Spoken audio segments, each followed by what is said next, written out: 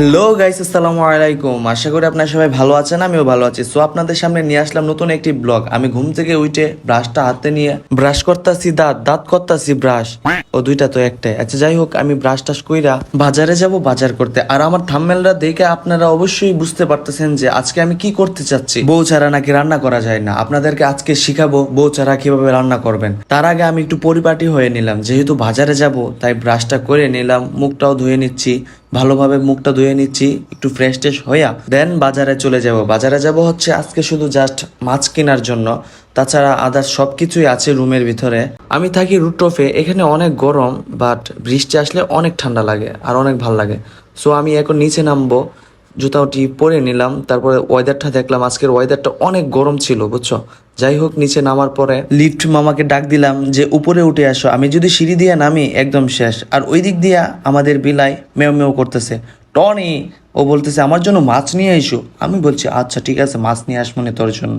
আচ্ছা তাহলে আমার ফেসটা একটু দেখেন, দেখেন আমার অবস্থা একদম খারাপ। যাই হোক, চুল টুল বড় হয়ে গিয়েছে, মনে করেন যে অনেক দিন ধরে শেপ টেপও করি না, একদম বাজে দেখা যাচ্ছে আমার। নিচে চলে আসলাম আর আমি এখন যাব হচ্ছে বাজারে। আর বাজারে আমার বাসা থেকে যেতে মাত্র সময় লাগে 2 মিনিট। আর এই ফুল গাছটা কিন্তু আমার কাছে অনেক ভালো লাগে, আপনাদের কাছে কেমন লাগে জানি না। আর আজকের ওয়েদারটা প্রচুর গরম, অনেক গরম লাগতেছে। 10 নম্বরে হচ্ছে বাজার, বাজারের দিকে চলে আসলাম।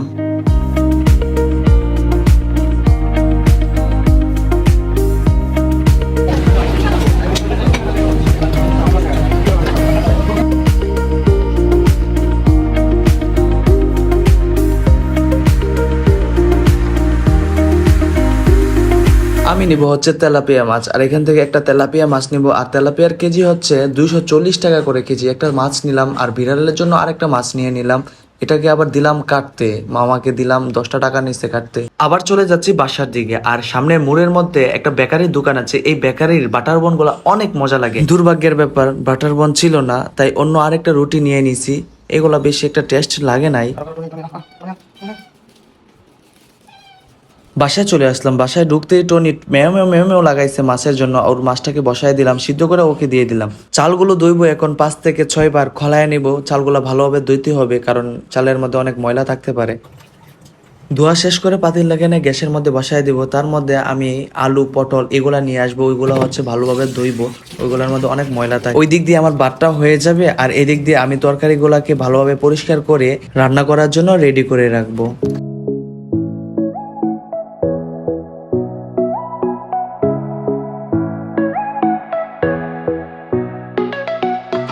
ইয়াল্লা ফটলে সব মাংসই ফালাই দিতেছি। মনে করেন যে ফ্রিজের মধ্যে ছিল তো, তাই একটু রুস্কো টুস্কো হয়ে গেছে, তাই দাও দিয়ে কাটতে পারতেছি না। কেমন জানি মানে কাটার আগে আগেই মাংস টংস উড়ে যাইতেছে। ভালোভাবে পটলগুলো কাটে নিলাম। এখন কাটবো হচ্ছে আলু। আলু কাটতে সহজ, আলু কাটতে এতটা পরিশ্রম লাগে না। পটলটা কাটতে আমার যতনি পরিশ্রম লাগছে রে ভাই, পটল কাটা অনেক পরিশ্রম। বেচালা ছেলেদের কোনো বউ লাগে না, বেচালা ছেলেদের হাতের রান্না খেলে মনে করেন যে তোমরা মায়েরা একদম ইস কি যে করবা, প্লেট মিট 60 টাকা এলাইবা।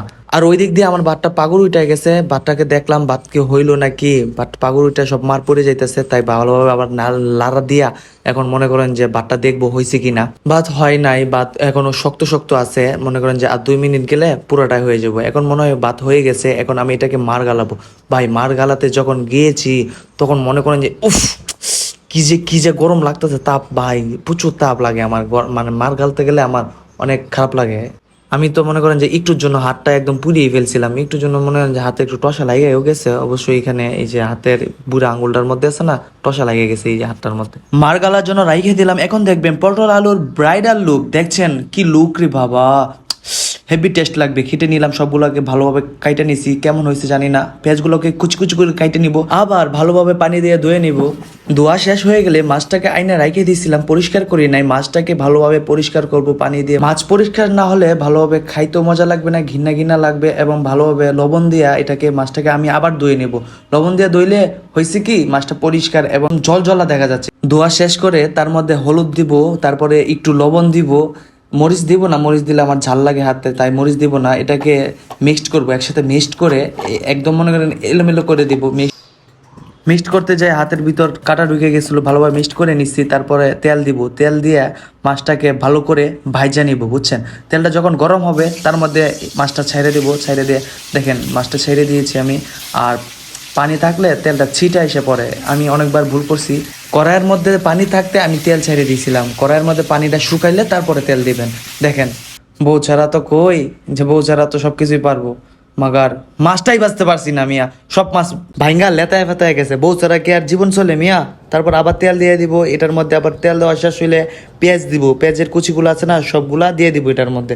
দেওয়ার পরে ভালো করে পেঁয়াজ আর তেল একসাথে মিক্সড করব। মিক্সড করার পর পেঁয়াজটা যখন বাদামি কালার হয়ে যাবে ঠিক তখনই পরিমাণ মতো হলুদ দিয়ে দিবেন, পরিমাণ মতো মরিচ দিয়ে দিবেন। লবণটা দিতে পারতেছি না, আমার কষানোটা পুড়ে যাচ্ছে তাই পানি দিয়ে দিলাম। এখন আবার লবণ দিয়ে দিব, কম লবণ দিলেও সমস্যা নাই, পরে আবার লবণ দিতে পারবেন। আমার লবণ শেষ হয়ে গেছে তাই জায়গা জুগে লবণ দিছি। তারপরে আবার এটাকে মিক্সড করে নেব। মিক্সড করার পর সবজিগুলা দিয়ে দিব, সবজিগুলোকে আবার ভালো করে মিক্সড করে নিতে হবে। মিক্সড করার পর ঢাকনা দিয়ে ঘুরে দেব।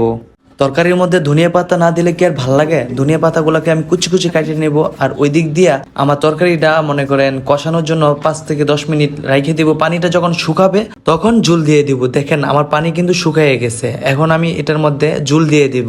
আমি তো ঝুল বেশি খাই, তো পানি বেশি দিয়ে আবার এটাকে ঢাইকে দিব। ঢাইকে দেওয়ার পর যখন ঠিক পাক উঠবে ঠিক তখনই মাছগুলা দিয়ে দেবো এটার মধ্যে। ধনিয়া পাতাগুলোও এটার মধ্যে দিয়ে দেবো। দেওয়ার পর বেশি লাড়াবো না, না লাড়ায়, বেশি লাড়াইলে হয়েছে কি মাছগুলা ভেঙে যাবে। তাই অল্প একটু লাড়া দিয়া ঢাকনা দিয়ে ঘুরে দেব। আমার রান্না কিন্তু শেষ, এখন অপেক্ষায় আছি সবজিগুলা সিদ্ধ হওয়ার। রান্না হয়ে গেছে আমার, এখন আমি খাইতেও বসে গিয়েছি গুচুল টুচুল করে। ওয়াও, কালারটা ওয়াসাম হয়েছে। আমার রান্না যদি আপনারা খান, খেয়ে তো মাতাল হয়ে যাবে। দেখেন আমি খাচ্ছি, ওয়াসাম হয়েছে। Bye bye.